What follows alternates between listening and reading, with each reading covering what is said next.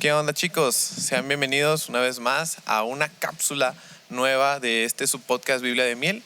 Y con esto, muchachos, queremos anunciarles que anunciamos nuestra segunda temporada. Van a venir muchos temas relevantes y muy interesantes para ustedes en esta segunda temporada. Sabíamos que nos habíamos tardado un poquito, pero ya tenemos aquí para ustedes por lo menos esta cápsula. Y esto va a ser con lo que vamos a iniciar nuestra segunda temporada. Y en esta tarde, Edil y yo decidimos hablar acerca de un tema que va de acuerdo a las fechas que estamos celebrando en este mes. Algunos quizás saben, no, pero el 31 de octubre se celebra el Día de la Reforma. En 1517, un monje alemán llamado Martín Lutero clavó sus 95 tesis en la iglesia de Todos los Santos en Wittenberg. Y nosotros conmemoramos esa parte de la reforma y toda la herencia que trajo para nosotros. Entonces queremos hablar un poco acerca de la relevancia que la reforma tiene para nuestro tiempo.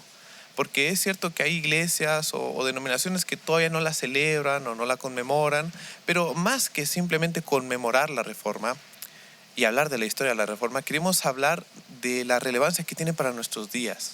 O sea, ¿qué práctica o qué valor o qué cosa nos deja hoy en día la reforma, algo que pasó hace más de 500 años, y qué valores o qué cosas podemos aprender de ella y aplicarla para nuestros días? Y tengo un tema muy interesante para ustedes en esta cápsula y quiero traer un poco a memoria la reforma y cómo esos valores y todo el ejemplo de la reforma podemos aplicarlo hoy en día.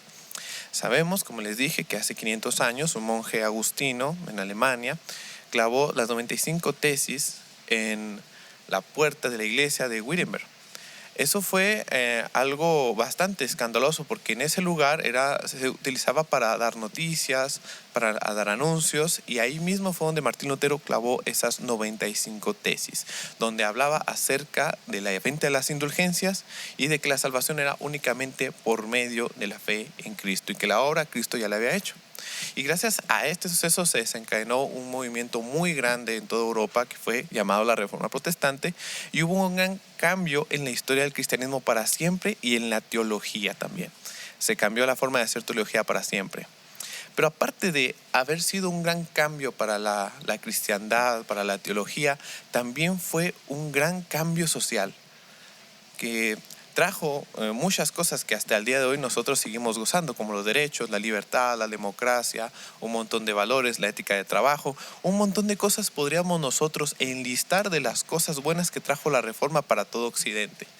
Podríamos llevarnos un capítulo entero hablando de eso, pero más bien, como les digo, no hablando tanto de la historia, sino de los valores que enseñaba en el tiempo de la reforma, es que todas estas cosas que disfrutamos, que tenemos gracias a la herencia de la reforma y gracias a la herencia de la iglesia, como lo que yo les decía, la igualdad, los derechos, la democracia, un sistema económico que actualmente todavía disfrutamos, un montón de cosas, de beneficios que trajo para Occidente el cristianismo. Queremos hablar de qué fue lo que impulsó ese gran cambio social, no solamente para la iglesia, sino para todo el mundo.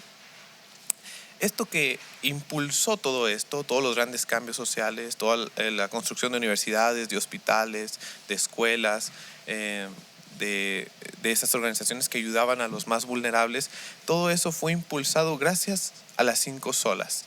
Las 5 solas de la Reforma se fueron dando con el tiempo y surgieron, y resumidas cuentas son 5. Sola Escritura, sola Fide, sola Gracia, solos Christus y soli Deo Gloria. Vamos a hacer un repaso pequeño de qué es cada una de estas solas de la Reforma. Uno, sola Escritura, es que nosotros creemos que la Biblia es la palabra de Dios y que no existe alguien que esté arriba por sobre esa autoridad.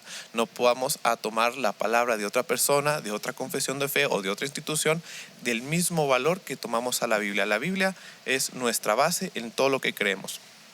Sola fide, la salvación se obtiene únicamente por medio de la fe en Cristo, no por el pago de ninguna indulgencia ni de ninguna obra. Sola gracia, todo lo que llegamos a tener, la salvación, la fe, el perdón, todo es gracias a la gracia de Dios, a un acto de misericordia que el Señor tuvo en su mera soberanía. Eso es la gracia, un regalo inmerecido que no depende de si somos buenos o malos, sino de la soberanía y de la misericordia de Dios. Solus Christus, La salvación solo se obtiene por medio del sacrificio de Cristo en la cruz. Ese fue el sacrificio perfecto que nos unió a nosotros con Dios, nos hizo amigos de Dios, nos justificó y por medio de ese sacrificio nos seguimos santificando. Soli Deo Gloria. La gloria ya es para Dios, pero Soli Deo Gloria habla acerca de una intención, de que todas las cosas que yo haga y para todo lo que yo viva en mi ministerio o en mi vida diaria, todo va para la gloria de Dios. Y ahora la base por lo que yo vivo y por lo que hago todas las cosas es gracias, o más bien es para darle gloria a Dios, perdón. Y esas son como tal las 5 solas, pero estas 5 solas nosotros las hemos tomado como puntos doctrinales o dogma y cosas en las que debemos de creer. Nosotros mencionamos las 5 solas y es como, bueno, todo cristiano debe de creer esto. Y lo tomamos como eso, como un punto dogmático, como algo simplemente que tenemos que creer. Y si solamente los vemos de esa forma, nos olvidamos en el contexto en el cual fueron escritas y todo el beneficio que tuvo en su contexto histórico, de que gracias a la gracia la gente ya no tenía que pagar para la salvación, porque se podía comprar la salvación o se podía dar dinero para que Dios te liberara del purgatorio. Un montón de cambios sociales tuvieron estas 5 solas. Este punto doctrinal, este punto dogmático trajo un cambio muy grande a la cultura y a la civilización en ese entonces. Y yo les invito más adelante que ustedes investiguen cuál fue el impacto social, el impacto económico, el impacto intelectual, el impacto en la libertad, en todas las cosas que provocaron estas 5 solas. Yo les invito mucho a que investiguemos esto, pero lo que quiero resaltar es de que estos puntos doctrinales tuvieron un impacto en la sociedad, ¿sí? Que no lo veamos únicamente como algo que debemos de creer, sino que esta fe, esta teología tiene la capacidad de cambiar nuestro contexto, tiene la capacidad de cambiar nuestra sociedad, nuestra cultura en la cual nos desarrollamos. Y aquí quiero dar como, en resumidas cuentas, lo que quiero dar a entender con esto de la reforma, lo que podamos aprender de la reforma. Aparte de estas 5 solas, hay un punto más. Se han con el tiempo querido agregar más solas, pero hay un punto más que la iglesia necesita. La iglesia debe estar en una constante reforma. ¿Por qué esto? Yo creo que la razón por la que se anunció este punto, la iglesia debe estar en una constante reforma, es como prevención. Porque la iglesia católica en ese entonces se había desviado la verdad, había hecho un gran negocio, se había corrompido bastante. Y el hecho de que nosotros estemos en una constante reforma es justamente para que no caigamos en lo mismo. Porque nosotros como iglesia podemos crecer bastante, nos podemos desviar de la verdad, podemos hacer un negocio con la misma fe y podemos desviarnos, podemos corrompernos. Por eso la iglesia debe estar en una constante reforma. ¿Ok? Y esto es otro mensaje que quiero dar especialmente a nuestra denominación. Esto va dirigido obviamente a todas las personas, puede que nos escuche gente que no sea de la denominación de nosotros, pero como la mayoría de los que nos escuchan son de nuestra denominación, de nuestra iglesia, esta parte va dirigida un poco más para nosotros, los que somos de la Iglesia Apostólica de la Fe en Cristo Jesús, que es la denominación en la que nosotros somos. Somos 3 jóvenes que creamos este proyecto, pero venimos de la misma denominación de la iglesia, una iglesia pentecostal que tiene más de 100 años, nació gracias a los movimientos carismáticos en Estados Unidos y pues es una iglesia de mucho crecimiento en Latinoamérica y a nivel internacional. No, nosotros somos catalogados como pentecostales clásicos o pentecostales unicitarios, que es de donde nosotros venimos como tal y donde nació este proyecto. Y a ellos, a las personas que han nacido en la iglesia, a las personas que están todavía en la iglesia apostólica o acaban de entrar, este es un mensaje para nosotros. Fíjense, hay una situación con las generaciones nuevas en la iglesia. La iglesia se está multiplicando más por la gente que es nacida en la misma iglesia que por nuevos convertidos. Fíjense, los sociólogos han hecho unos estudios y han demostrado que la influencia de la iglesia católica, por ejemplo, ha disminuido en Europa y en Latinoamérica.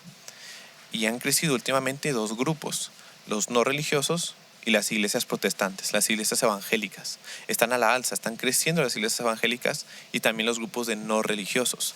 Y la Iglesia Católica de cierta forma está perdiendo influencia en Europa y en Latinoamérica.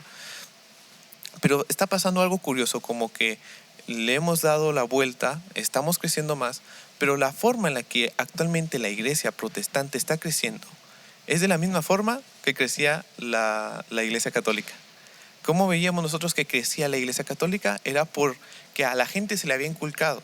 No necesitabas ir todos los días a la iglesia o hacer un montón de cosas, sino que uno podía catalogarse como católico porque se le había inculcado eso desde pequeño.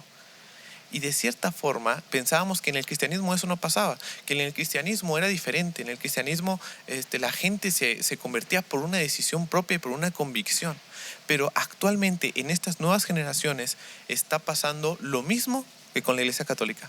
Estamos creciendo en número porque la mayoría están naciendo en la iglesia y ellos se catalogan a sí mismos como cristianos, aunque no hagan todo, por así decirlo, lo que un cristiano debe hacer, pero se catalogan a sí mismos como cristianos por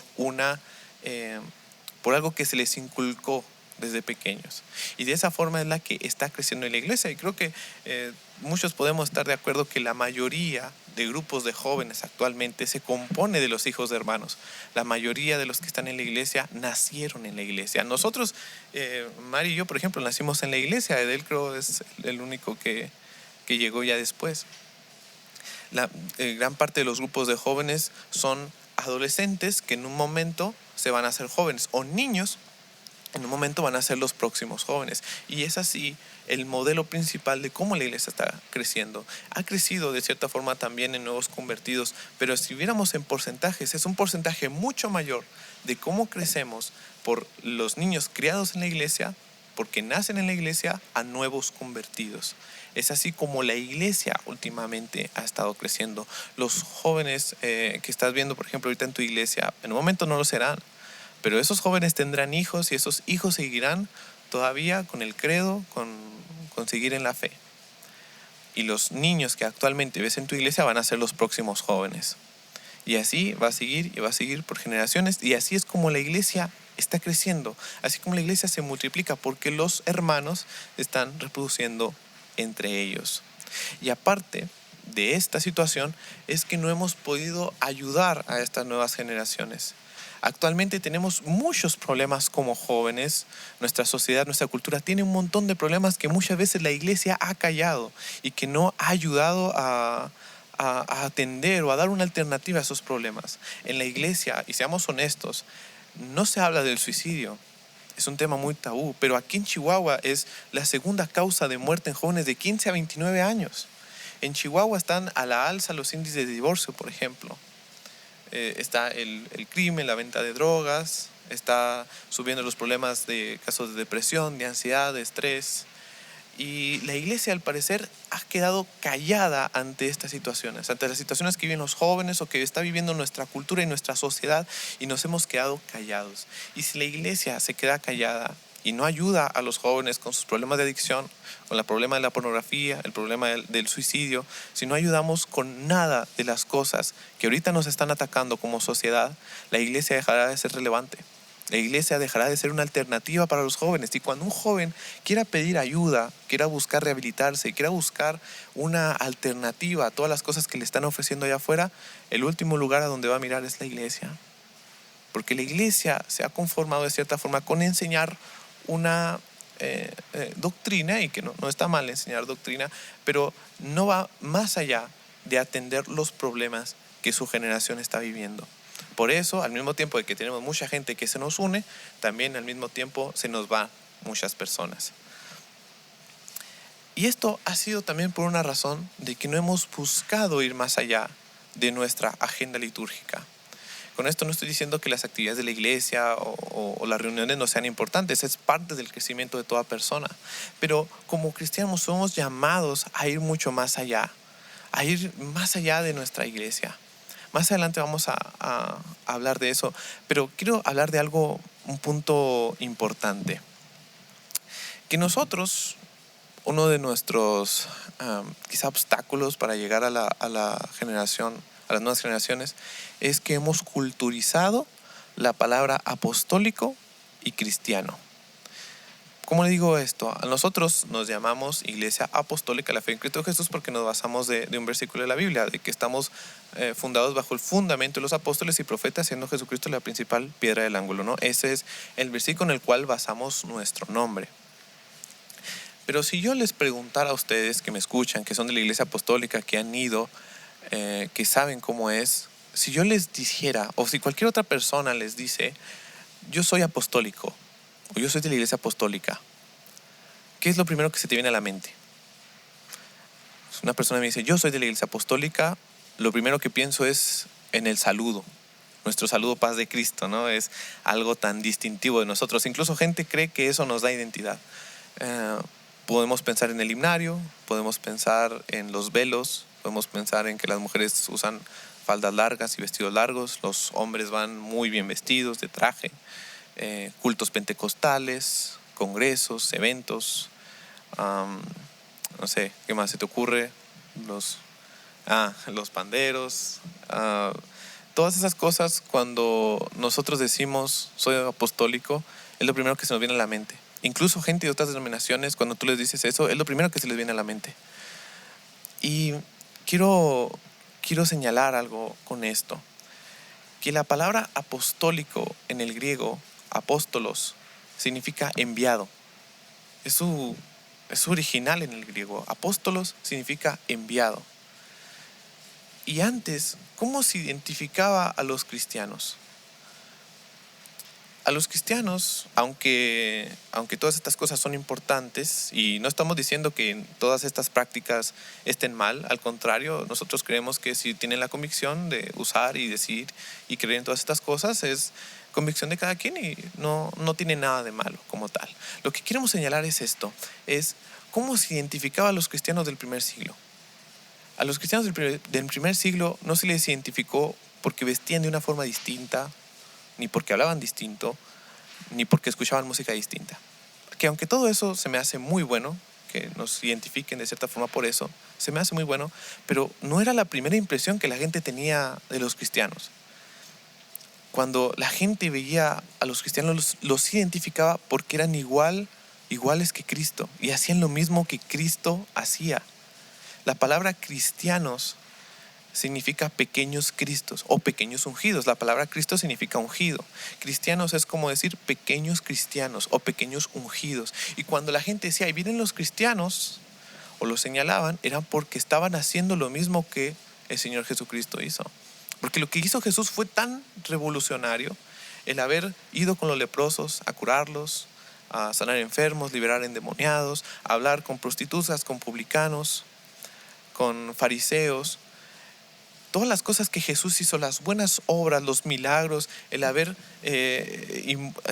involucrado con su cultura, con su tiempo, y haber hecho todas esas buenas obras, fue tan revolucionario que cuando la gente veía que alguien hacía lo mismo, ayudaba a los enfermos, alimentaba a los pobres, liberaba a endemoniados, predicaban el evangelio, decían, estos son los pequeños Cristos, son cristianos. Y eso fue lo primero que los identificó. No los identificó un tipo de saludo o un tipo de vestir o esas ciertas cosas culturalizadas que tenemos, que les digo, no es tan mal, pero ¿no sería mucho mejor que la gente nos identificara por esto? ¿No sería mejor que la gente, cuando tú le dijeras, yo soy apostólico o soy cristiano, pensar en estas cosas primero? En que, este es un joven o es un hermano que ayuda a la gente necesitada, la gente que está ahí buscando cómo ayudar a sus vecinos, la gente que hace obras sociales, todo eso, que fuera lo primero que la gente pensara cuando nos viera. Cuando le decíamos que soy cristiano, que esto fuera lo que la gente tuviera primero en su pensamiento. Más que una forma de vestir o dos, tres cositas, que fuera lo primero que la gente tuviera en su pensamiento. Este es cristiano, por lo tanto hace lo mismo que Cristo. ¿Y qué fue lo que hizo Cristo? Ayudar en su comunidad, ayudar en su sociedad. Cristo no se quedó en las sinagogas. Su ministerio inició ahí, en las sinagogas, pero hubo un tiempo que ya no predicaba en las sinagogas. De hecho, la predicación fue el recurso menos utilizado por Jesús. Jesucristo era muy práctico, Él era más de hacer cosas, y los sermones y las parábolas vemos realmente son muy cortas a comparación. Nosotros le hemos dado mucha atención a la predicación y le hemos dado más atención a eso que a la práctica. Y Jesucristo era diferente, Él le ponía más atención a la práctica, a los milagros, a las obras, al ayudar, y lo complementaba con predicación. Y nosotros a veces nos hemos ido demasiado por el lado de la predicación y no tanto por el lado de las obras. Y yo digo, si nosotros queremos catalogarnos como apostólicos, bueno, seamos verdaderos apostólicos, seamos enviados, salgamos y hagamos la misma obra que los apóstoles hacían. Y así será como seremos verdaderos apostólicos. Si queremos ser cristianos verdaderamente, debemos de hacer lo mismo que Cristo hacía. Y que esta sea la principal razón por la que la gente nos ubique y nos identifique. ¿Sí? La nueva reforma que estamos proponiendo no es vamos a hacer algo nuevo, sino más bien vamos a hacer lo que se supone que somos enviados a hacer. Que eso fue la reforma como tal. La reforma fue decirles lo que se supone que debería ser la salvación. Que la salvación no debe de ser por medio de indulgencias o la intervención de un tercero, sino que ya es por medio de Cristo y de la gracia. Y señaló cómo es que deberían de ser las cosas. Y esta reforma nueva que estamos proponiendo es esta. No le estamos diciendo vamos a dejar de hacer todo lo que ya hacemos, o dejar de reunirnos, o dejar de hacer reuniones, o dejar de ser iglesia. No como tal, no buscamos eso. Lo que buscamos es hacer lo que se supone que ya fuimos enviados a hacer. Hacer una iglesia relevante, hacer una iglesia que interactúe con las necesidades de su comunidad. Hacer una iglesia que no se encierre, una iglesia que salga, una iglesia que haga cambios verdaderos. ¿Y cómo es esto? ¿Cómo es este reto? Piensen, si alguna vez tú has querido fundar una ONG, por ejemplo, hazlo. No hay ningún impedimento para hacerlo. Si tú alguna vez has querido ser escritor, si has querido ser youtuber, si has querido ser músico, tienes un talento en la iglesia y quieres incursionar en un mundo artístico, hazlo. Si, no sé, cualquier cosa que se te ocurra que pueda ser de beneficio para tu comunidad, para la sociedad, te invitamos a que lo hagas. Porque necesitamos más cristianos en la música, necesitamos más cristianos en la política, necesitamos más cristianos en la filosofía, en el mundo intelectual, en la ciencia. Necesitamos más cristianos en todas esas áreas que antes la iglesia tenía, pero la iglesia se fue guardando, se fue ocultando, se fue callando, y le entregamos la cultura en las manos al enemigo. Y es necesario que la iglesia vuelva a ser esa influencia relevante para los jóvenes que actualmente están pasando por problemas. Entonces, este podcast de hecho también nació con esa misma intención. Nosotros no quisimos conformarnos solamente con ver los problemas de la iglesia y quejarnos y no hacer nada, sino que quisimos ir más allá y ofrecer una alternativa y consejo a los problemas diarios que todos los jóvenes nos enfrentamos en la iglesia y fuera de la iglesia. Y esto solamente es un pequeño primer paso. Nosotros te invitamos si tú eres líder de jóvenes en tu iglesia, que impulses a tus jóvenes a hacer esas obras que vayan fuera del templo y que impacten la vida y familias que están a su alrededor. Si tú eres un chico normal de tu iglesia, busca hacer formas nuevas con un grupo de jóvenes que ayuden a impactar y ayudar a tu comunidad, a la gente necesitada o a la gente vulnerable. Si, no sé, eres pastor o eres, no sé, un hermano que ya tiene tiempo en la iglesia o un adolescente, no importa, que tu visión de cristiano y de ser un apostólico verdadero sea esta.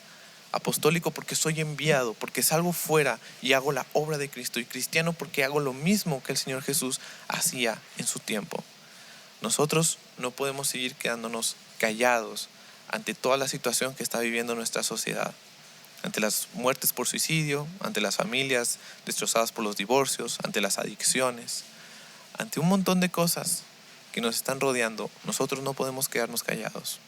Tenemos que ser como nuestro Señor Jesús, irrumpir en la historia y conversar con nuestra comunidad, con nuestro tiempo, y ofrecer una alternativa a todas las cosas que el mundo ofrece. Esta es nuestra invitación. Esperemos les haya servido y les invitamos, iglesias, a que celebren la Reforma.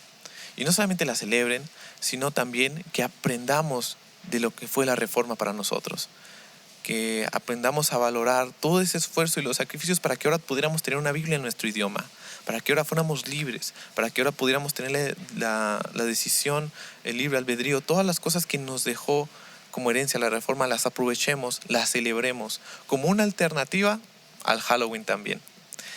Y a eso les invitamos a las iglesias, que reflexionemos, que aprendamos de esto, que aprendamos de las 5 solas, que aprendamos de todos los ejemplos y las denominaciones que nacieron en la Reforma y que busquemos crear una nueva reforma para la iglesia. Dios los bendiga y nos vemos en la próxima cápsula y el próximo episodio de Biblia de Miel. Dios los bendiga, muchachos.